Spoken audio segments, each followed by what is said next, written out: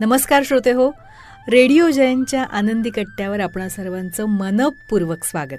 आजच्या आनंदी कट्ट्यावर रेडिओ जयंतच्या कार्यक्रमांचा रसिक श्रोता असलेल्या सोलापूरच्या शुभदा मित्रगोत्री यांनी मांडलेला एक विचार त्यांच्याच आवाजात आपण ऐकणार आहोत.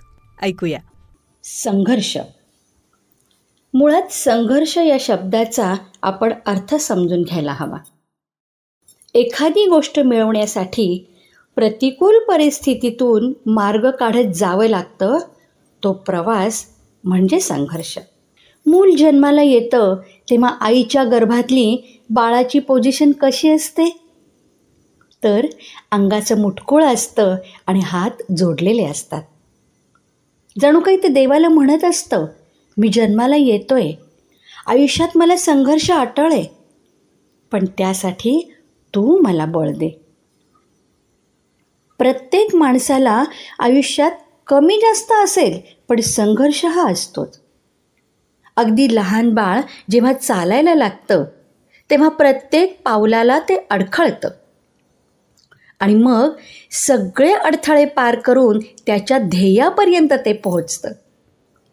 किती आनंद होतो त्याला त्यावेळी.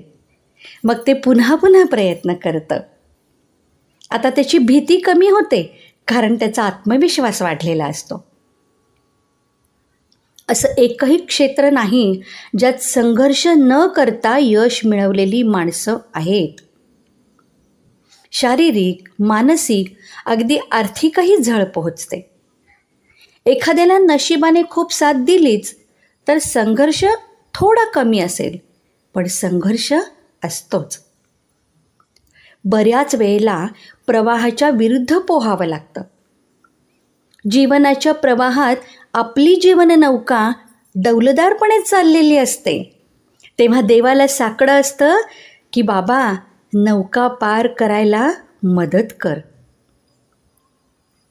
आनंदचं भरतीत ओहोटीत हेलकावे, वल्हविली नाव आणि शिकले मी बारकावे. म्हणजे यातही खूप काही मी शिकले ही भावना जर मनात रुजवली तर संघर्षाकडे पाहण्याचा दृष्टिकोनसुद्धा बदलून जातो. म्हणजे सगळ्या संघर्षातून तावून सुलाखून बाहेर पडून ध्येय गाठलं म्हणजेच आपण यश मिळवलं. थोडक्यात काय, हातपाय गाळून न बसता हिमतीने त्याच्यातून मार्ग काढला पाहिजे. आणि त्याच्या पुढचं महत्त्वाचं म्हणजे यशाच्या शिखरावर पोहोचल्यावर केलेल्या संघर्षाचे सतत उच्चारण करून कशी झळ लागली हे आठवण्यापेक्षा मार्ग कसा काढला ह्याचे धडे गिरवले पाहिजेत. कारण त्याचा उपयोग दुसऱ्या एखाद्याला जर झाला तर त्याचं भवितव्य चांगलं असेल.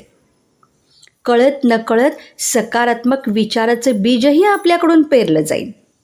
संघर्षातून मिळालेली गोष्ट किंवा मिळवलेलं यश हे खरोखर खूप अनमोल असतं. आणि खरं तर हे सगळं करणारे आपण कोण? त्या विधात्याचा हा खेळ आहे. आपण सर्वजण त्या खेळातले कच्चे पक्के खेळाडू आहोत. त्याच्याच आशीर्वादाने हे सगळं घडत असतं.